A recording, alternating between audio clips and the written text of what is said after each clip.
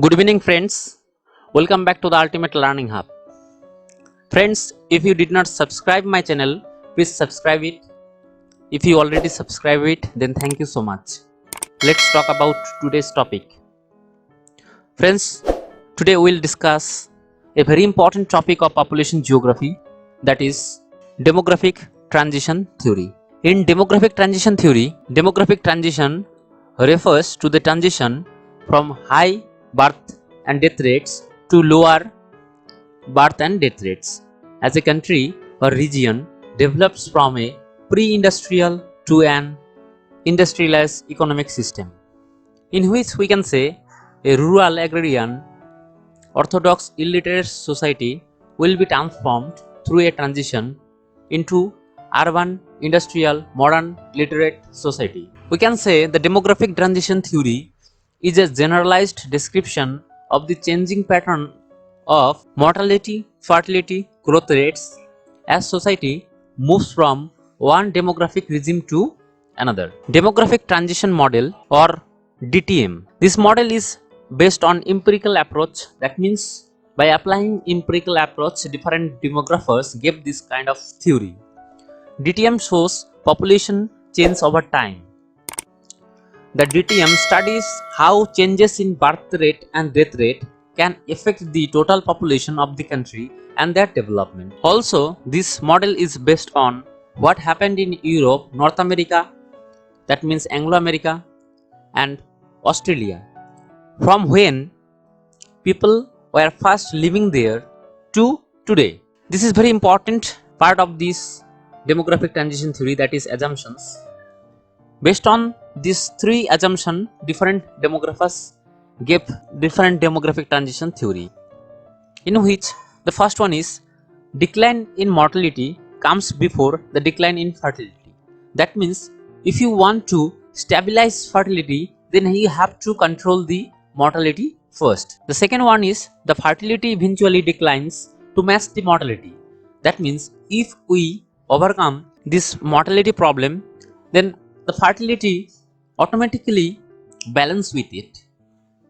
The third one is socio-economic transformation of a society takes place simultaneously with its demographic transformation.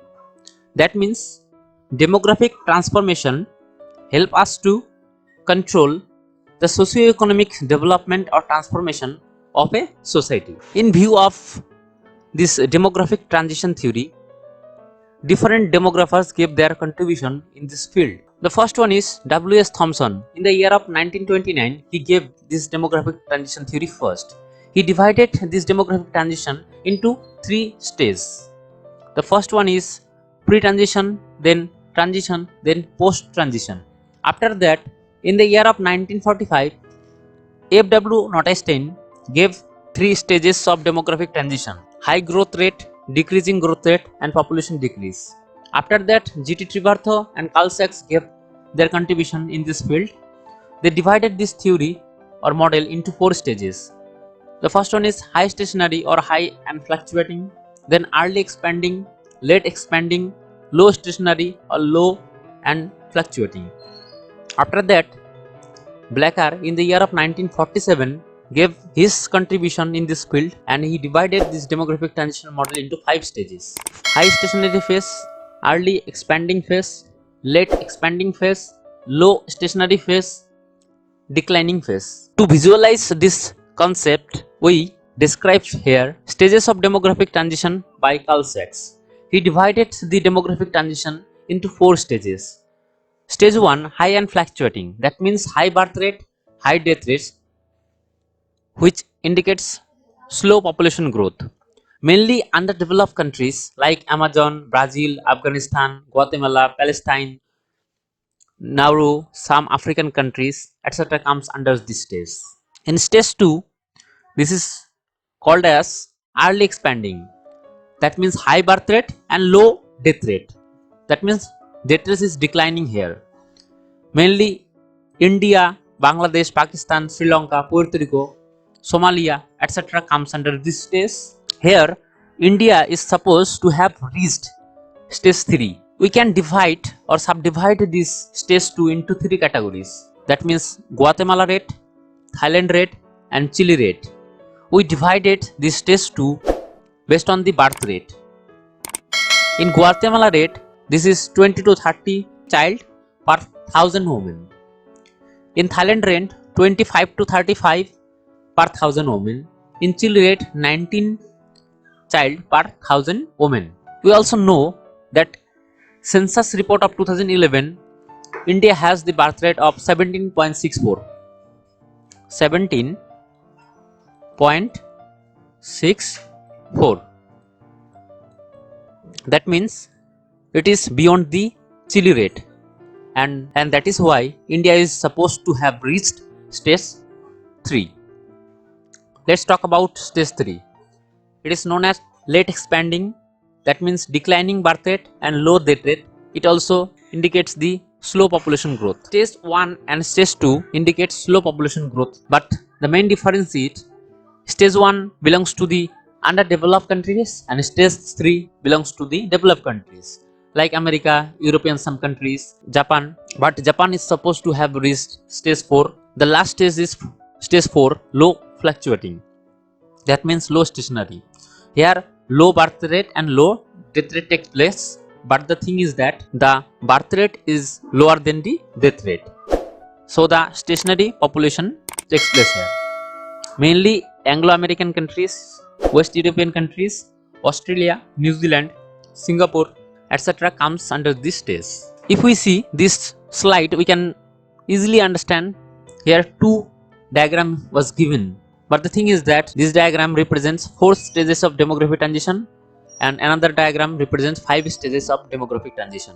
Here the red line indicates birth rate and green line indicates death rate, and this portion indicate population growth or natural increase. Similarly, this diagram in this portion represents the natural increase. In 4th stages of demographic transition, in the 4th stage we can find the stabilized or stationary population. Similarly, in the 5 stages of demographic transition, we can find the stabilized or stationary population in the 5 stages. Here is the main differences. Other than this is similar concept with each other. If we talk about the merits of demographic transition model, then you can say it is very simplified and generalized model. It can be used to predict the birth rate, death rate, growth rate of population.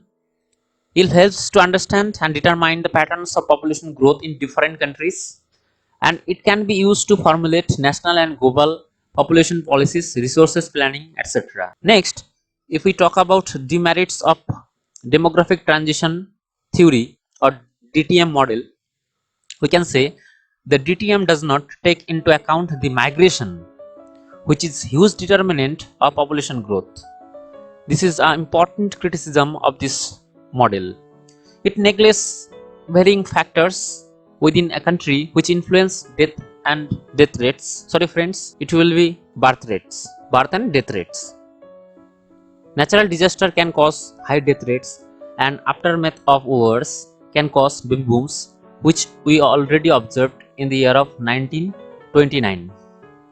After the First World War, baby boom takes place. All the demographers neglect this kind of factors within this theory.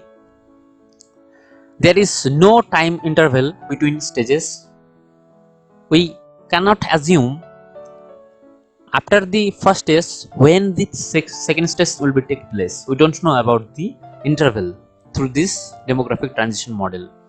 This model assumes all the countries must follow the stages sequentially, which is not always true. I think this theory is clear to you, friends. If you have any kind of doubt, please comment in the comment section. Hope you like this video. If you did not subscribe my channel yet, please subscribe it. Thank you.